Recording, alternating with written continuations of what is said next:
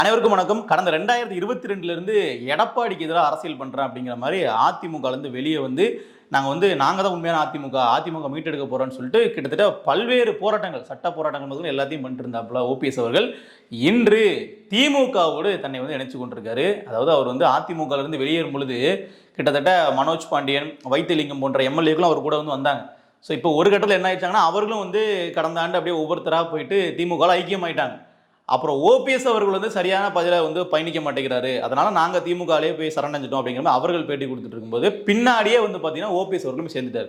எப்படி மக்கள் நீதி மையத்தில் முதல்ல பத்மபிரியா அவர்கள், அதுக்கு முன்னாடி மகேந்திரன் அவர்கள்லாம் போயிட்டு திமுக சேர்ந்தாங்க. அப்படியே பின்னாடியே கமல் அவர்களும் போயிட்டு கூட்டணி வச்சு ஐக்கியமானார் இல்லையா, அந்த மாதிரி ஓபிஎஸ் அவர்களும் போயிட்டு சேர்ந்திருக்காரு. ஆனால் அவர் தனி கட்சி தொடங்கி தனி இயக்கமாக இருப்பாருன்னு பலர் எதிர்பார்த்தாங்க. அவர் கடைசியில் திமுகலே சேர்ந்தார். அறிஞர் அண்ணா தொடங்கிய கட்சி அப்படின்னு சொல்லி திமுகலே போயிட்டு ஐக்கியமாயிட்டார். அதே முதலமைச்சர் சிறந்த ஆட்சி கொடுக்குறாரு அப்படிங்கிற மாதிரியார பேசியிருக்காரு.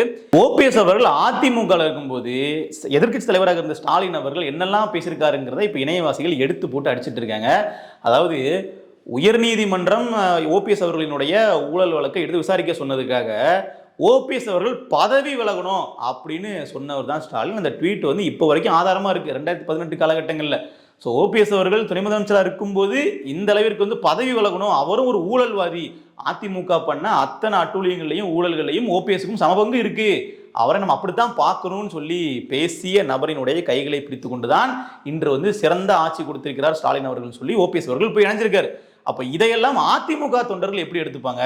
இதெல்லாம் அதிமுக தொண்டர்களா இருக்கும்போது ஓபிஎஸ் அவர்கள் ஆதரிச்சு ஸ்டாலின் அவங்க எதிர்த்து பேசியிருப்பாங்க. இப்ப இன்றைக்கு ஸ்டாலின் அவர்களையும் ஆதரிக்குமாங்கிற கேள்வி அவர்களுக்கு வருமா வராதா? நீங்க நல்லா பாருங்க, செந்தில் பாலாஜி அவர்கள்ட்டையும் இதே கதை தான். செந்தில் பாலாஜி அவர்கள் ஸ்டாலின் நெருக்கமா இருந்தாலும் அங்க உள்ள பல்வேறு அமைச்சர்களுக்கு செந்தில் பாலாஜியை பிடிக்காது. ஏன்னா அவர் கிட்டத்தட்ட இரட்டை இலை சின்னத்தை ஒரு தொப்பி மாதிரி தலையில லைட் எரிய வச்சுக்கிட்டு போயிட்டு வாக்கு சேகரிச்சு அதிமுக. ஆனா அவர் திமுக போனதுக்கு பின்னாடி அங்க ஒரு முக்கியமான இடத்தை பிடிக்கும்போது திமுகவினரையே எரிச்சலுக்குள்ளாக்குது. இப்போ வரைக்குமே செந்தில் பாலாஜிக்கு அவருடைய கரூர்லயே பாத்தீங்கன்னா சில சிக்கல்கள் இருக்கும். அதற்கான காரணம் இதுதான். அவர் ஒரு தனிப்பட்ட முறையில் ஆளுமையா இருக்கலாம், ஆனா கட்சி அவரை முழுமையாக ஏத்துக்க மாட்டாங்க. ஸோ இங்கேயும் அதே பிரச்சனை தான். ஓபிஎஸ் அவர்கள் இங்கேருந்து நாளைக்கு அங்கே போனாலும் அந்த பழைய வரலாறுகளை எடுத்து பார்க்கும்போது அவருக்குன்னு இருக்கக்கூடிய வாக்கு வங்கி இருக்குல்ல, இரட்டை இலையில் அவருக்கு வாக்களிச்சவங்க ஆதரிச்சவங்க திமுக பக்கம் போவாங்க, ஆனால் கண்டிப்பாக போக மாட்டாங்க.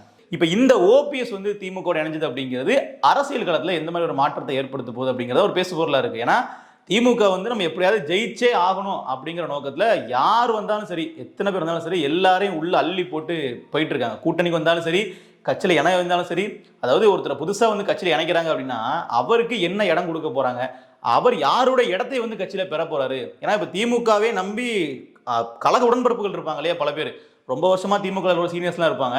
அப்போ அவர்களுடைய இடத்த தான் ஓபிஎஸ் அவர்கள் இப்போ பிடிக்க போறான்ற ஒரு பேச்சு இருக்கு இல்லையா. இப்போ ஓபிஎஸ் அவர்கள் என்ன சொல்லியிருக்காங்க அப்படின்னா, அவர் முதலமைச்சராக இருந்தவர், துணை முதலமைச்சராக இருந்தவர், அப்போ நிச்சயமா அவர்களுக்கு கௌரவமான ஒரு பதவி கொடுத்தே ஆகணும், ஒரு வழியே இல்லை, சபாநாயகர் பதவி நாங்கள் கொடுக்க இருக்கோம் அப்படிங்கிற மாதிரி சொல்லப்படுது. திமுக தரப்புல சொல்றாங்க நெகோசியேஷன் நடக்கும்போது. அப்போ சபாநாயகர் பதவி கொடுத்தா அப்பாவை என்ன பண்ணுவாரு? நாம தான் அடுத்த முறை சபாநாயகர் இருப்போம்னு சொல்லி அவர் ஒரு கனவு கண்டுட்டு இருப்பார் இல்லையா. இல்ல அப்பாவுக்கு அப்புறம் வேற ஒரு சீனியர் கனவு கண்டுட்டு இருப்பாரு. இல்ல புதுசா வெளியிருந்து வந்த எனக்கு தான் அந்த பதவி அப்படின்னு சொல்லும்போது நிச்சயமா திமுகவுக்குள்ளே ஒரு சலசலப்பு ஏற்படும். அதையும் தாண்டி ஓபிஎஸ்க்கு அந்த வெயிட்டேஜ் முதல்ல இருக்குமா அப்படின்னு முக்கியமான கேள்வி. ஓபிஎஸ் அவர்கள் வெளியே இருந்த வரைக்கும் அதிமுக தொண்டர்கள்கிட்டயே பல நபர்கள்ட்ட ஒரு பரிதாப பார்வை இருந்துச்சு. என்ன அப்படின்னா இபிஎஸ் கிட்ட இவர் கிட்டத்தட்ட ரொம்ப கெஞ்சிலாம் கூட பார்க்குறாரு, நீங்க கட்சியில் சேர்த்துக்கிட்டா போதும், நான் பெரிய பதவியெல்லாம் எதுவுமே கேட்கல அப்படிங்கிற மாதிரிலாம் சொன்ன போதும் கூட கட்சியில் சேர்த்துக்கல. அப்படிங்கும்போது ஏன் உங்களுக்கு ஓபிஎஸ்ஸை பார்த்தா பாவமா இல்லையா அப்படிங்கிற மாதிரிலாம் பேச வேண்டிய சூழல் பல பேருக்கு இருந்துச்சு. ஆனால் இப்போ என்ன ஆச்சுன்னு பார்த்தீங்கன்னா, எப்போ திமுகவில் போய் சேர்ந்தாரோ இரட்டை இலைக்கு ஓட்டு கேட்ட நீங்க எப்படி உதயசூரியனுக்கு ஓட்டு கேட்பீங்க?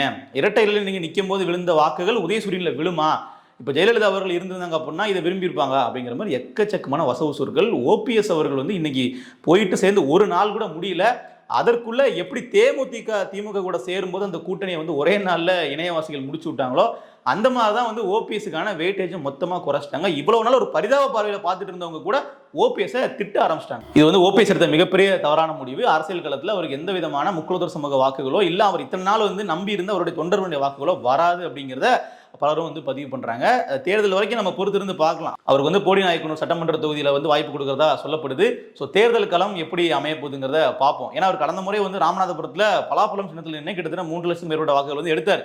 அப்போ கூட வந்து பார்த்தீங்கன்னா இரட்டையிலை வாக்குகளை தான் பெரும்பாலும் அவர் பிரிச்சார் அப்படிங்கிறது ஒரு பேசு பொருளாக இருந்துச்சு. ஆனால் இனி ஒரு முறை அவர் தேர்தலில் போட்டியிட்டால், உதயசூரியன் சின்னத்தில் போட்டியிட்டால் அவரால் வெற்றி பெற முடியுமா அப்படின்னு கேட்டிங்கன்னா அதற்கான வாய்ப்புகள் மிக மிக குறைவு. ஏன்னா இரட்டை இலைக்கு போடக்கூடிய வாக்குகள் அப்படிங்கிறது உதயசூரியனுக்கு நேர் எதிராக தான் எப்போவுமே விழும். அப்போ நிச்சயமாக வந்து இங்கே இருக்கக்கூடிய ஒரு பெரிய தலைவர் அங்கே போய் சேர்ந்தாருன்னா அது நிச்சயமாக வந்து டிரான்ஸ்ஃபர் ஆகாதுன்னு தான் அரசியல் களத்தில் பார்க்கப்படுது. ஸோ அதை நம்ம பொறுத்திருந்து பார்க்கலாம். இப்போது திமுகவுக்கு ஒரு மிகப்பெரிய சிக்கல் இருக்குது. அதுதான் நம்ம இதில் பேசணும்னு நினைக்கிறேன். அதாவது நான் முதலே சொன்னேன் இல்லையா, எத்தனை பேர்னாலும் வாங்க எல்லாரையும் நாங்கள் வந்து அள்ளி போட்டு நாங்கள் வந்து போகிறோம் அப்படிங்கிற மாதிரி ரீசெண்டாக சோஷியல் மீடியாவில் ஒரு மீம்ஸ்லாம் கூட பார்த்தேன். அதாவது ஒரு ஆட்டோ ஓட்டும் போது பின்னாடி உட்காந்து பேசஞ்சர்ஸ்லாம் அப்படி நெருக்கி அள்ளி வணைச்சு போடுவாங்க இல்லையா, அந்த மாதிரி திமுக வந்து எல்லா கூட்டணி கட்சியும் சேர்த்து எடுத்து போட்டு போயிட்டு இருக்காங்க. இது எங்கே போயிட்டு பாதிக்குது அப்படின்னா, கடந்த 22ஆம் தேதி பார்த்தீங்கன்னா திமுக வந்து இந்த தேர்தல் கூட்டணிக்கான சீட்டு பங்கீடுகள் குறித்து பேச்சுவார்த்தை நடத்துறதுக்கு திட்டமிட்டு பண்ணிட்டு இருக்காங்க. அதாவது டிஆர் பாலு அவர்களினுடைய தலைமையில் ஒரு 7 பேர் கொண்ட குழு அமைத்து அதற்கான பணிகள் வந்து ரொம்ப தீவிரமாக போயிட்டு இருக்கு. அதில் ஒரு கட்சியாக முதல்ல போயிட்டு எங்களுக்கு எத்தனை சீட்னு சொல்லி கேட்பாங்க இல்லையா, அந்த உத்தேச பட்டியலே வந்து பார்த்தீங்கன்னா வெளியாயிருக்கு. அதில் என்னன்னா இந்திய யூனியன் முஸ்லீம் லீக் கட்சி முதல்ல போயிட்டு கூட்டணிக்கு அவர் தான் பேசுகிறாங்க. கடந்த 2021 கிட்டத்தட்ட 3 சீட்டுகள் அவர்கள் வந்து வாங்கியிருந்தாங்க. இந்த முறை நம்ம எப்படியாச்சும் ஒரு 6 சீட்டுகள் கேட்போம், அது 2 மடங்கு போன தடவை முன்னா, இந்த முறை நாங்கள் வந்து 6 கேட்கலாம் அப்படின்னு சொல்லிட்டு போய் கேட்டிருக்காங்க. அங்கே போயிட்டு அவர்கள் கொடுத்த சீட்டுகள் எத்தனைன்னு பார்த்தீங்க அப்படின்னா, நீங்கள் போன தடவை 3 கொடுத்தோம், ஆனால் நீங்கள் 3லேயுமே தோத்துட்டீங்க. போன தடவை வந்து அவர்கள் எதுவுமே வெற்றி பெறவே இல்லை. இப்போ எப்படி அவங்களுக்கு 3 கொடுக்க முடியும்? ஸோ நாங்கள் வந்து என்ன பண்ண போகிறோம், நாங்கள் 2 தான் கொடுப்போம் அப்படின்னு சொல்லி 2 சீட்டுகள் கொடுத்து அனுப்பியிருக்காங்க. அதாவது போன தடவை 3 வாங்கினவங்களே இந்த தடவை 2. அந்த 2லையும் ஒரு தொகுதி நீங்கள் முடிவு பண்ணுங்க, இன்னொரு தொகுதியை நாங்கள் தான் முடிவு பண்ணுவோம் அப்படின்னு சொல்லி அதையும் வாங்கிட்டாங்க.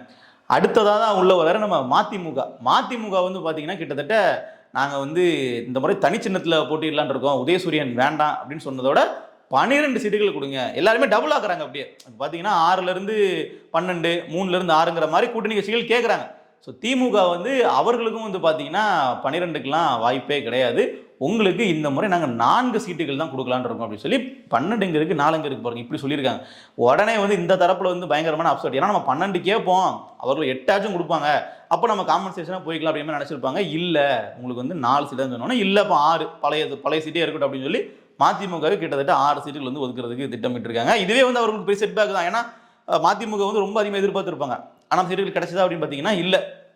அடுத்ததாக வந்து விசிகா இருக்காங்க இல்லையா, விசிகாவுக்கு இன்னும் பேச்சுவார்த்தை நிறைவு பெறலை, இன்னும் அவர்கள் சீட்டை வந்து ஃபைனலைஸ் பண்ணல. ஆனால் அவர்கள் வந்து கேட்குற தொகுதியிலும் பார்த்தீங்கன்னா இரட்டை இலக்கம், கண்டிப்பாக வந்து இரட்டை இலக்கத்தில் நம்ம கேட்டே ஆகணும்.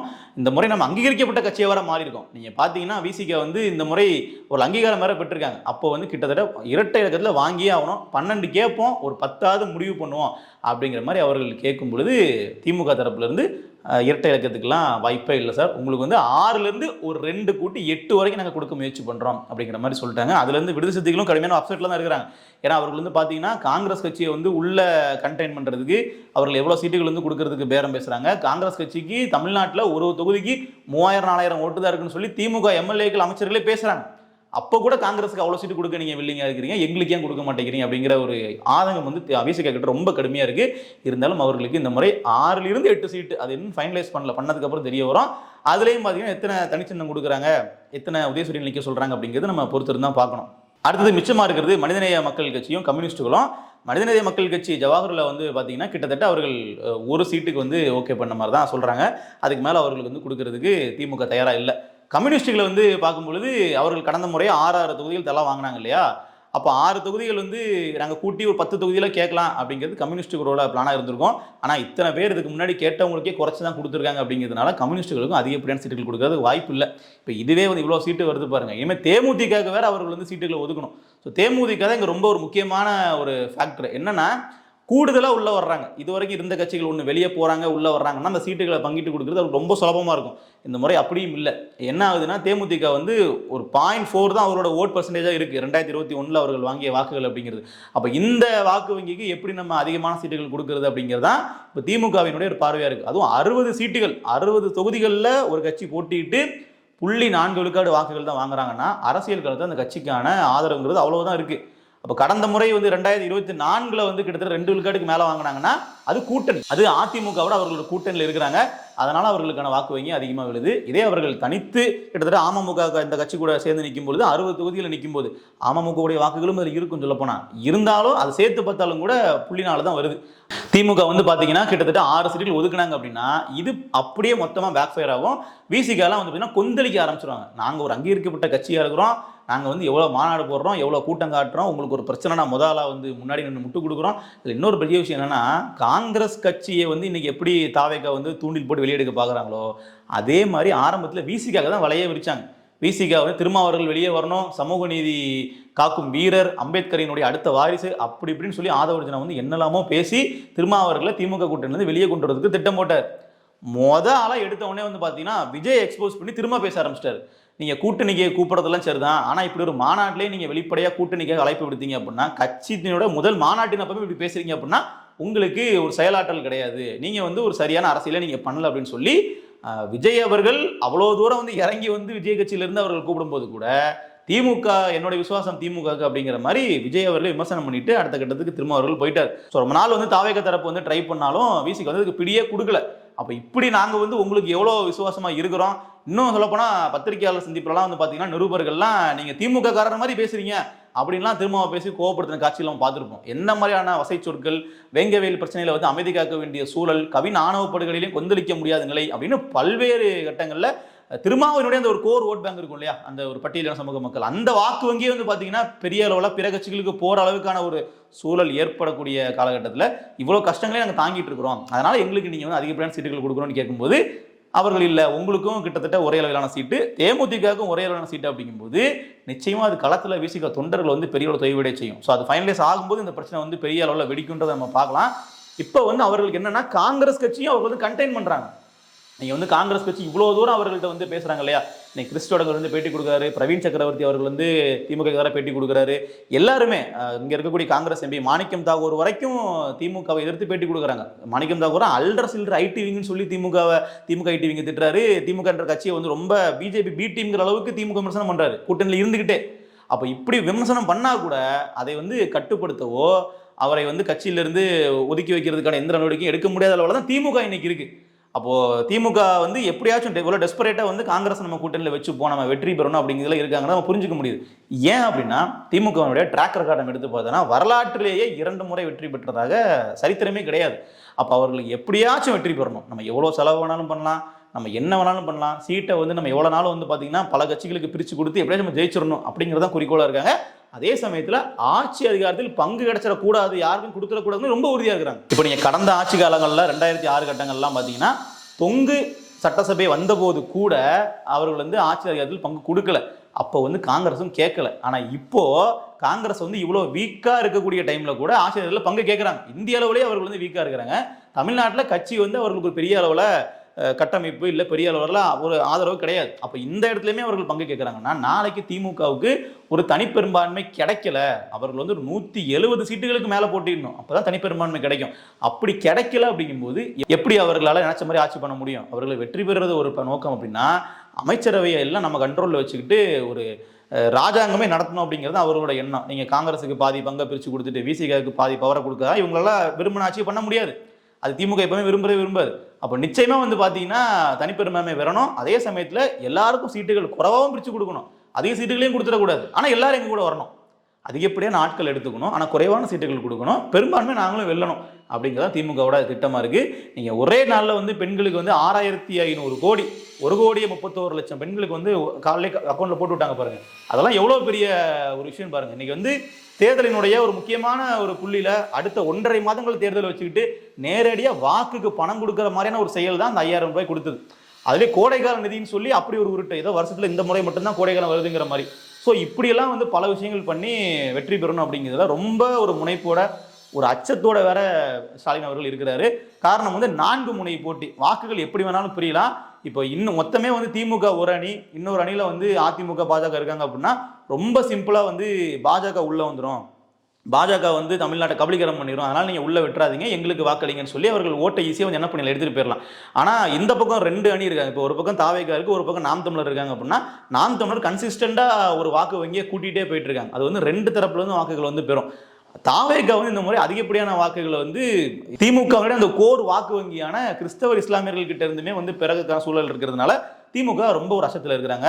விஜய் ஜெயிச்சிருவாரோ அப்படிங்கிற பயம் இல்லை, நாமளும் வந்து தோக்கடிச்சிருவாரோ, நம்ம வந்து வாக்கு வங்கி குறைஞ்சி கிட்டத்தட்ட ஒரு 2வது இடத்துக்கு 3வது இடத்துக்கு போயிருவோமா அப்படிங்கிற ஒரு பயம் தான் திமுகவுக்கு பல தொகுதிகளில் இருக்கு.